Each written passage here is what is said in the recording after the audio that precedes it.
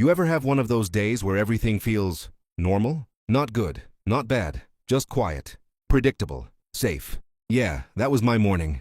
I woke up around 7:30 a.m., the kind of morning light drifting through the blinds like thin gold ribbons. My apartment was silent except for the hum of my fridge and the distant bark of someone's dog downstairs. Nothing dramatic, nothing unusual, just the way I liked it. I swung my legs over the side of the bed slowly, pausing for a second the way I always did. People who don't live with chronic pain don't understand that pause. It's not laziness. It's assessment. Can I stand today? How bad is the pain? Is today a cane day? Or a don't push it too hard day? Today felt like a cane day. I reached for it beside my nightstand and stood carefully, the familiar dull ache blooming along my spine and down into my hip. Not sharp today, thankfully. Just heavy. Like my bones were made of wet cement. Still, I smiled, because I had plans. Simple plans, normal plans. Groceries, coffee, maybe a quick stop at the bookstore. I was 28 years old. I worked remotely as a graphic designer. I paid my bills. I stayed out of drama. I minded my own business. And I was disabled. Not visibly enough for some people, but disabled all the same. 3 years ago, I'd been in a car accident. A drunk driver ran a red light and slammed into my side at 50 miles per hour. The doctor said it was a miracle I could walk at all. Multiple surgeries later, I had nerve damage, chronic pain, and mobility issues that flared unpredictably. But if you looked at me, you'd see someone young, someone who could stand, someone who didn't look disabled. Which, as I would learn all over again that day, apparently made me a target. By 10 a.m., I was dressed, hair in a messy bun, oversized hoodie, leggings, sneakers. I grabbed my keys, my wallet, and my handicap placard off the hook by the door. The placard wasn't something I loved using.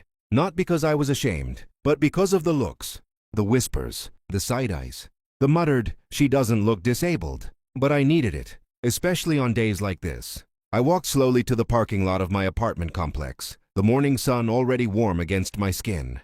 The complex was nice, clean sidewalks, trimmed bushes, assigned parking spots, and of course, an HOA, which meant rules, and emails, and fines, and one particular board member everyone avoided.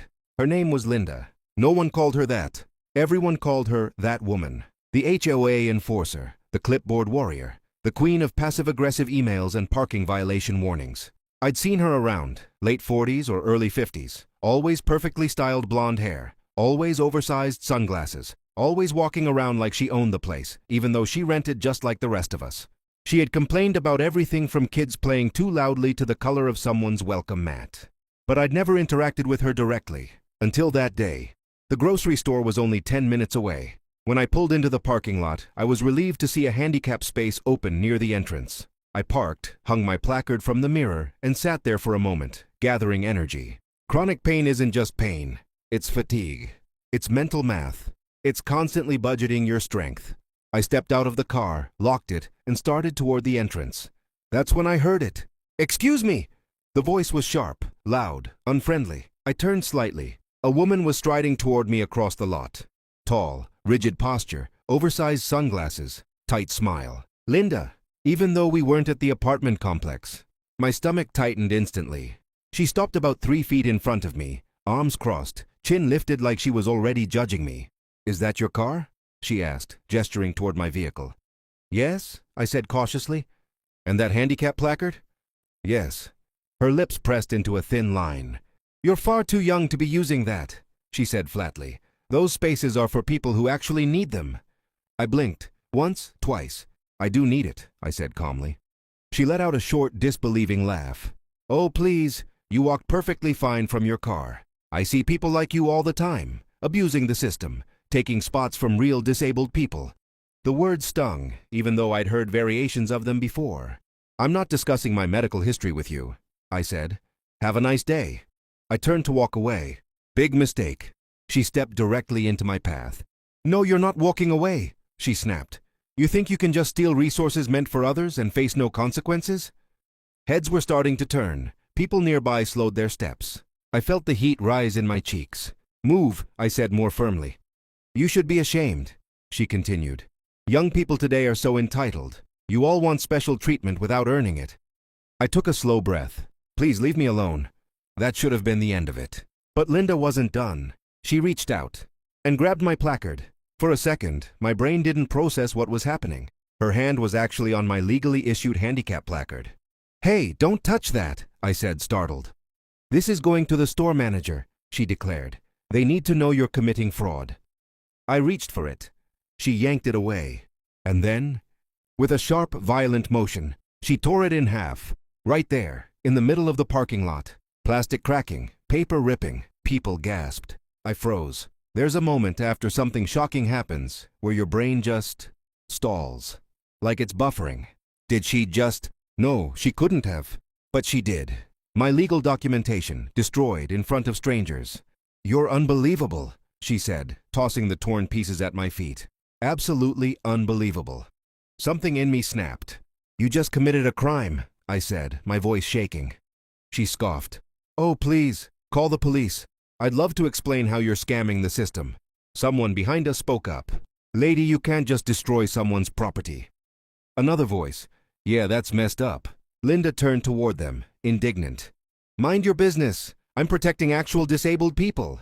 A man pulled out his phone. "I'm recording this." Her confidence faltered slightly.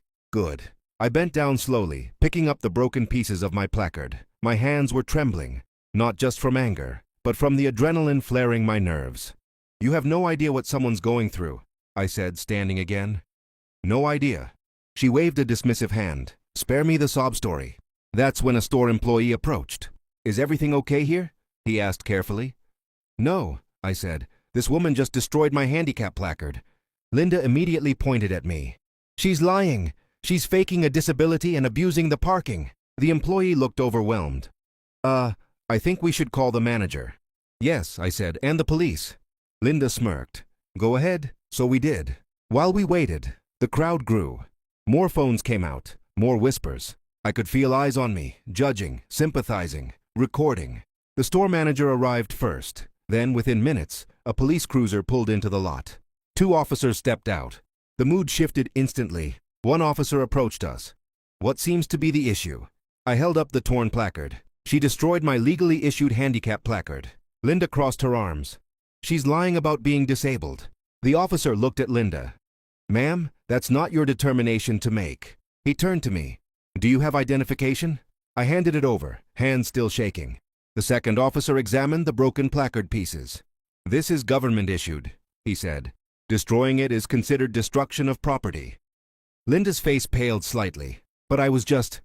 "Ma'am," the first officer interrupted, "did you take this from her and tear it?" She hesitated. That hesitation said everything. "Yes or no?" the officer pressed. "Yes," she admitted. "But she shouldn't have it." The officer's expression hardened. "Turn around," he said. "What?" She laughed nervously. "This is ridiculous." "Turn around and place your hands behind your back." The parking lot went silent. Click. The sound of handcuffs echoed like thunder.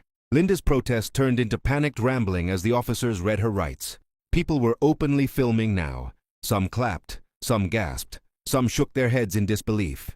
"I was trying to help," she insisted. "This is unjust." The officers guided her toward the cruiser. Before they closed the door, she looked back at me. And for the first time since this started, she looked scared. Not angry, not superior, just small. The police apologized to me. The store manager offered to cover the cost of replacement. Several strangers approached to offer support. One woman hugged me. "I'm disabled too," she whispered. "People never believe us." I wasn't alone. The video went viral. The man who recorded it posted it online. Within 24 hours, millions of views. People dissected every second. Comment sections flooded with stories from others who'd been judged, doubted, disbelieved. Linda faced charges. She was removed from the HOA board, her reputation shattered. But this story isn't about revenge. It's about awareness. Disability doesn't have one look. Pain isn't always visible, and no one owes strangers proof of their suffering.